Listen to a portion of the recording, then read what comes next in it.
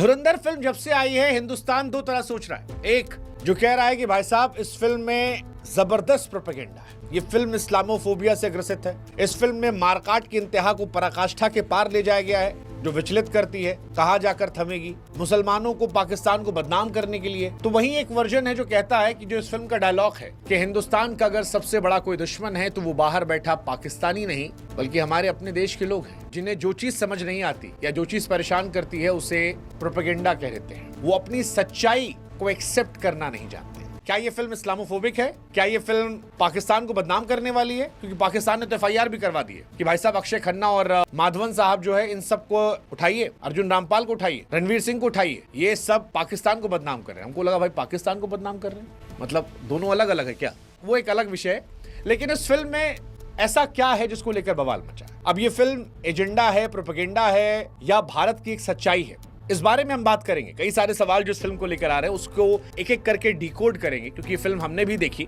लेकिन उससे पहले फिल्म में क्या है एक बेसिक आपको समझा देते हैं, उसके बाद एजेंडा, प्रोपेगेंडा, कैसे ये फिल्म बाकी फिल्मों से अलग है, क्या इसमें पॉलिटिकल लग रहा है जिसको लेकर सवाल है, या क्या रियलिटी है जो चुभ रही है, ये सब आपको बताएंगे कि ये फिल्म बाकी बॉलीवुड की फिल्मों से अलग है। वो फिल्म जो हमें शाहरुख, सलमान या ऋतिक की स्पाई फिल्मों में दिखती थी, जहां पर एक हिंदुस्तानी जासूस, पाकिस्तानी महिला जासूस, दोनों को प्यार, किसी में छोटा बच्चा, साथ में गाने, जो मेरे पठान, दिल दिया गल्ला या फिर घुंघरू टूट गए, इस टाइप की फिल्म नहीं है। ये जासूस को हीरो नहीं बनाती है, एक आम इंसान दिखाती है। डिफरेंट है, थोड़ा रियलिटी के पास आने की कोशिश की गई है। रणवीर सिंह है, अक्षय खन्ना, संजय दत्त, माधवन, रामपाल, ये सब आप जानते हो। रॉ एजेंट जो कराची आता है पाकिस्तान के, वहां पर एक लायरी इलाका है, वहां जाता है। जो दिखाया गया है फिल्म का एडवांटेज लेके उसके पीछे जो रियल कहानियां थोड़ी थोड़ी डाली गई हैं वो है कंधार हाईजैक, 2001 का संसद हमला, 2008 स्पेशली 26/11 मुंबई टेरर अटैक। सबसे ज्यादा तो 26/11 के आसपास की ये फिल्म। लेकिन फिर वही बात की, जासूसी को ग्लैमराइज नहीं करती। ये नहीं दिखाती कि जासूस जो होता है वो स्टाइलिश होता है। ये दिखाती है जासूस एक आम इंसान, डरा इंसान। डरा इसलिए क्योंकि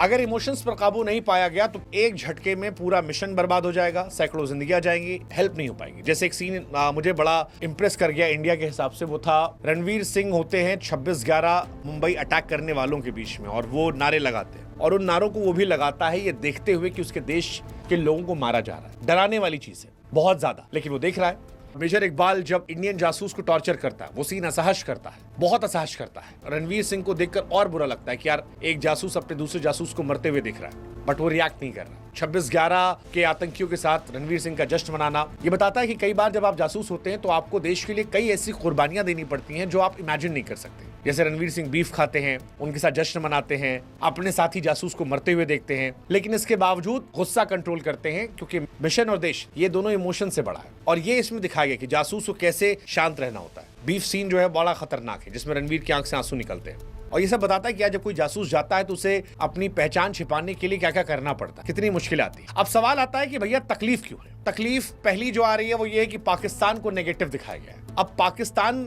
ने भी इस पर केस कर दिया। पाकिस्तान ने रणवीर सिंह और अर्जुन रामपाल, अक्षय खन्ना, इन सब पर केस करवा दिया कि इन सबको गिरफ्तार कर लीजिए क्योंकि पाकिस्तान को बदनाम किया गया। फिल्म में पाकिस्तान को गलत तरीके से दिखाया गया। देखो, पाकिस्तान पहली बात तो हमारा कोई दोस्त नहीं है। दूसरी बात, पाकिस्तान हमारा दुश्मन होने के साथ साथ भारत में अनगिनत मौतों के लिए जिम्मेदार है। अब एक लॉजिक पाकिस्तानी दे रहे हैं कि भाई साहब हमारे यहाँ के लोकल गैंगस्टर की लड़ाई क्यों है?